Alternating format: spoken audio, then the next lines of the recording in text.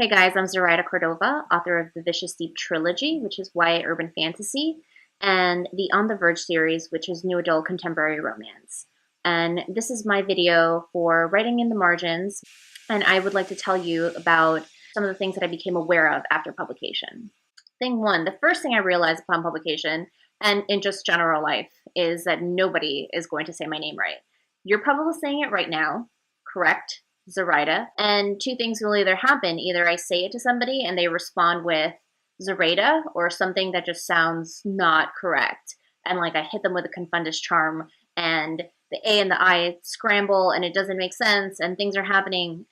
Or people will correct me on how to say it correctly because it's a Spanish name.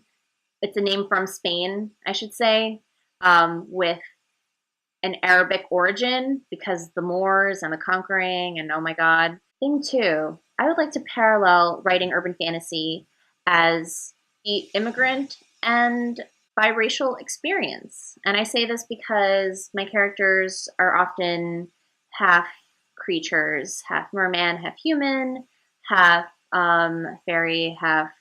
I should know what halves my characters have. In writing about creatures that straddle two realms, I also like to think that that is a metaphor for straddling two cultures. Being Latino in the United States is really hard just because we all come from completely different countries, but when you're here, you're lumped up into one thing and you're sort of representing each other. It's complicated, but it's interesting to talk about, and I think it's something that should be explored in teen literature because a lot of the teens that are reading are second generation and third generation, and they might not necessarily relate to the books that were shoved in our faces, like House on Mango Street and How the Garcia Girls Lost Their Accent, and those are really incredible books.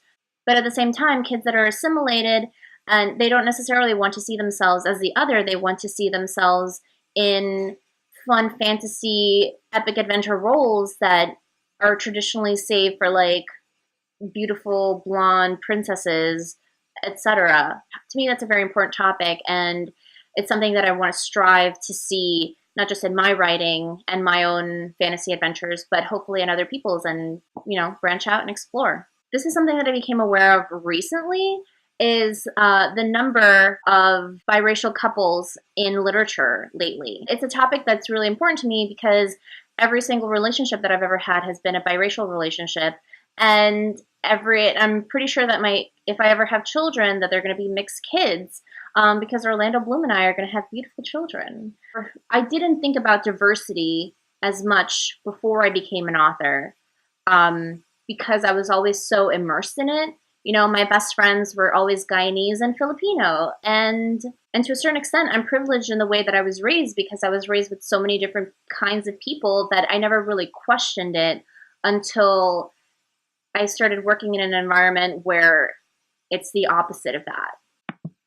Another thing that I became aware of after publication is how important representation really is. When I went to a convention, two Hispanic American girls came up to me and they thanked me for being there, which was weird because, you know, it was my first book and I'm like, I'm nobody right now.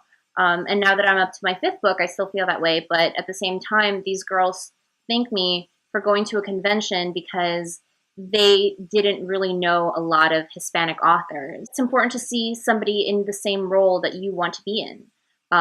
One of them wanted to be a writer, and she said, I didn't know that I could do this, and it made me want to cry, because yes, you can do this. You can do anything that you want. So thank you for watching my vlog. If you want me to answer specific questions, I will do so. Just leave them in the comments or tweet at me at zlikeandzoro, or email me at zoraidawrites@gmail.com. I hope you look forward to more of our discussions. Adios, amigos.